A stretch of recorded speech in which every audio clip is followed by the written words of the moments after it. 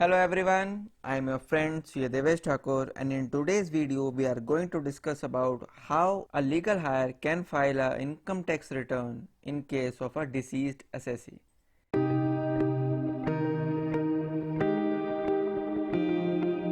जी हाँ दोस्तों, in case of death of an assessee कैसे उनके लीगल हायर ने इनकम टैक्स रिटर्न फाइल करनी है ऑफ द डिसीज्ड assessee, आज हम इस वीडियो में डिस्कस करेंगे। उसका प्रोसेस क्या है? सबसे पहले लीगल हायर को इनकम टैक्स के पोर्टल पे अपने आप को रजिस्टर करना होता है। क्या आप जानते हैं डिसीज्ड असेसी के केस में भी उसकी इनकम टैक्सेबल हो सकती है, और डिसीज्ड असेसी के केस में उनके लीगल हायर्स को उस केस में उनकी रिटर्न ऑफ इनकम फाइल करना मैंडेटरी है। रिटर्न ऑफ इनकम किस केस में मैंडेटरी है? अगर डिसीज्ड असेसी की इनकम टैक्सेबल इनकम को एक्सीड करती है, इन दैट केस उनकी रिटर्न ऑफ इनकम को फाइल करना मैंडेटरी है, और इसके ऊपर जो टैक्स की कैलकुलेशन होगी वो legal higher on the basis of available documents जैसे बैंक स्टेटमेंट, इंटरेस्ट सर्टिफिकेट और रिलेवेंट डॉक्यूमेंट्स, इनके बेस पे वो डिसीज्ड असेसी की यानी जिनकी डेथ हुई है उस केस में उनकी कंप्यूटेशन वो कर सकते हैं।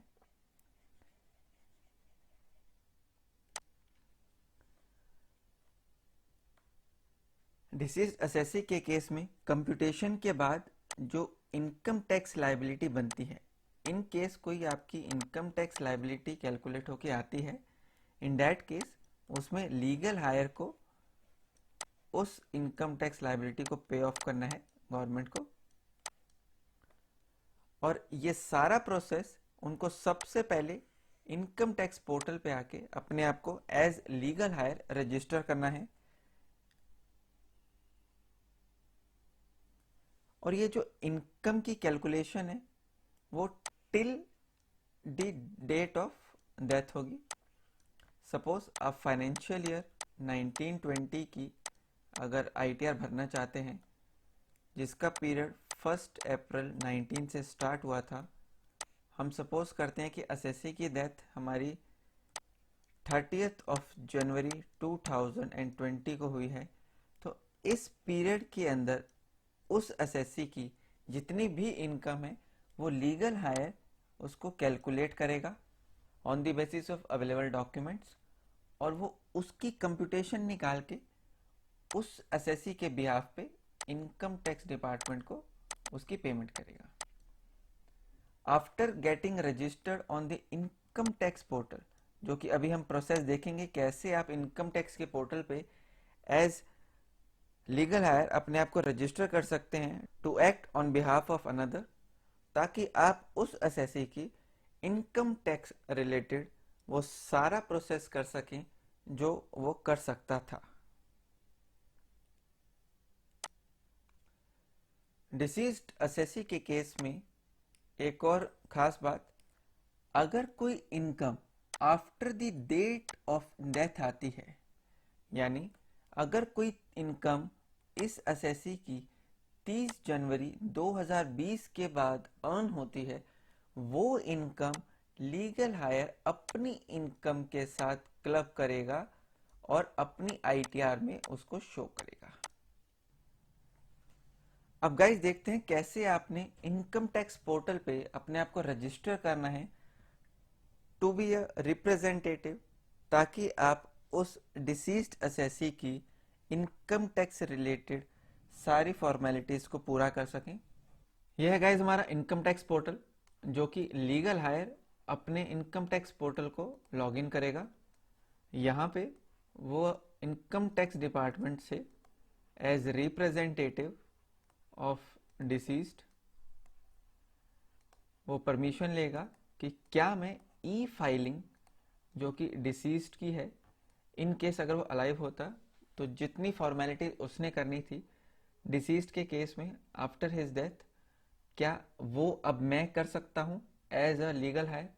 एज लीगल हायर अब वो पैन क्या उस डिसीज्ड पैन की इनकम टैक्स रिटर्न फाइल कर सकता है? लीगल हायर ने माई अकाउंट्स पे जाना है, वहां पे सबसे लास्ट ऑप्शन है उसके पास रजिस्टर एज रिप्रेजेंटेटिव। इस पे वो सेलेक्ट करेगा। रजिस्टर एज रिप्रेजेंटेटिव में उसके पास ऑप्शन है, रिक्वेस्ट टाइप वो सिलेक्ट करेगा न्यू और व्यू रिक्वेस्ट। इन केस उसने सबमिट कर दी है तो वो व्यू रिक्वेस्ट कर सकता है। हमारे इस केस में हम न्यू रिक्वेस्ट सबमिट करेंगे। A user can register to act as representative of another person for carrying out their activities in e-filing portal. New request type के बाद category to register, यहाँ पे as deceased legal hire उसने select करना है, then proceed पे वो click करेगा। यहाँ पे सबसे पहले details of deceased हम mention करेंगे।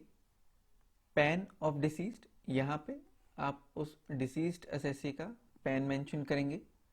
Then surname of the disease, यहाँ पे पैन पे जो मेंशनड है as per the pan, surname आप इधर मेंशन करेंगे। Then middle name, then first name.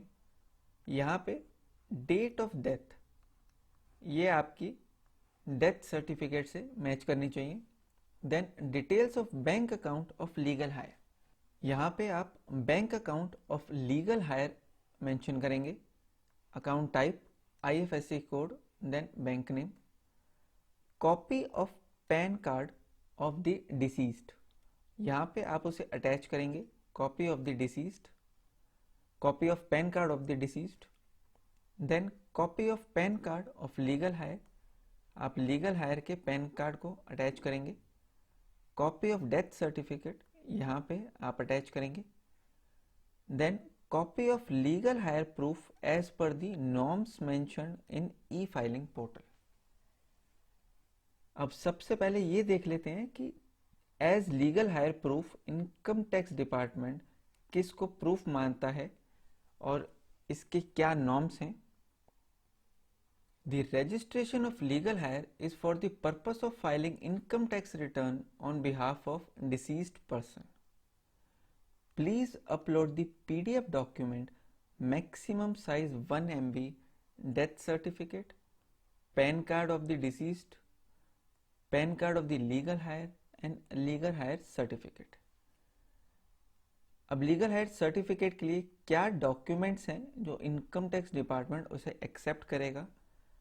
First is legal hire certificate issued by court of law, then legal hire certificate issued by the local revenue authority, then surviving member certificate issued by the local revenue authorities. Fourth is registered will. Fifth is family pension certificate issued by state or central government. ये proof आपको इनमें से कोई भी एक supporting documents as attachment आपको upload करना है to represent yourself as legal heir of the deceased assessee. यहाँ पे आप उसे अटैच कर देंगे। देन इन केस आपके पास copy of the order passed in the name of deceased है, देन आप वो अटैच कर सकते हैं। कॉपी ऑफ द ऑर्डर और नोटिस, यहाँ पे copy of PAN of deceased, copy of legal hire, copy of death certificate and proof of legal hire, ये 4 particulars आपके मैंडेटरी हैं और ये दोनों आपके पास ऑप्शनल है। इन केस आपके पास अवेलेबल हैं डॉक्यूमेंट्स तो आप इसे अपलोड कर सकते हैं। आफ्टर सक्सेसफुल सबमिशन आपके पास एक मैसेज आएगा, registered as representative. Your request to register as representative of dash holding PAN number dash has been registered with transaction ID itna. It will be processed by the income tax department upon approval. यानी अगर approval नहीं मिलता है तो वो assessee, वो legal higher, in case of non approval जो legal higher है वो डिसीज्ड असेसी की आईटीआर नहीं भर सकता। You will be able to perform e-filing related activities for deceased holding PAN XYZ। अगर अप्रूवल मिलता है, only in case approval is granted, then only this legal heir is eligible to file income tax return for the deceased. In case of non approval, ये legal heir income tax return file नहीं कर सकता है। In case of non approval, कोई और अगर legal higher है तो वो भी अपने पोर्टल पे ट्राई कर सकता है। इन केस अगर फर्स्ट लीगल हायर को अप्रूवल नहीं मिला है, इन दैट केस कोई अगर सेकेंड या थर्ड लीगल हायर भी है एज पर दी सर्वाइविंग मेंबर सर्टिफिकेट, वो भी अपने पोर्टल से लॉगिन करके एज रिप्रेजेंटेटिव रिक्वेस्ट कर सकते हैं फॉर द ग्रांट। ये है guys process how to file income tax return in case of a deceased. इसकी कैलकुलेशन का पार्ट हम समझ चुके हैं। उसके बाद हमने एज रिप्रेजेंटेटिव अपने आप को रजिस्टर करना है। अपॉन अप्रूवल हम उस डिसीज्ड असेसी की इनकम टैक्स रिटर्न को फाइल कर सकते हैं। Now guys, once you get the approval from the income tax department, you will get a confirmation SMS and an email regarding the approval for the application filed by you as representative of the deceased। अब आपको as legal heir अपने income tax portal पे login करना है। यहाँ पे आप देख सकते हैं कि लीगल हायर के डैशबोर्ड पे अब ये दो ऑप्शंस अवेलेबल हैं कि how he wants to proceed further, as self यानी वो अपने लिए ई फाइलिंग एक्टिविटीज करना चाहता है, या फिर एज रिप्रेजेंटेटिव ऑफ डिसीज्ड, वो लीगल हायर बनकर डिसीज्ड का एज रिप्रेजेंटेटिव वो उसको ई फाइलिंग एक्टिविटीज को फर्दर करना चाहता है। यहाँ पे इन दोनों की डिटेल्स अवेलेबल हैं। यहाँ पे जैसे ही वो क्लिक करेगा as representative of deceased legal heir, तो इनकम टैक्स पोर्टल आपको रीडायरेक्ट कर देगा to the income tax dashboard of the deceased. वो आपको डिसीज्ड के इनकम टैक्स पोर्टल पे रीडायरेक्ट कर देगा, जहां पर आप अपनी e filing activities in context with deceased की कर सकते हैं। यह है गाइस डिसीज्ड का इनकम टैक्स डैशबोर्ड। यहाँ पर आकर आप अपने रिस्पेक्टिव फाइनेंशियल ईयर की इनकम टैक्स रिटर्न फाइल कर सकते हैं। इन case of filing of return of deceased, आप उधर ईमेल आईडी और फ़ोन नंबर अपडेट कर सकते हैं। यहाँ पर आप प्रिपेयर एंड सबमिट और अपलोड एक्सएमएल कर सकते हैं। रिटर्न फाइल करने के बाद आपका प्रोसेस सेम है इस साल के लिए। Thank you guys for watching this video.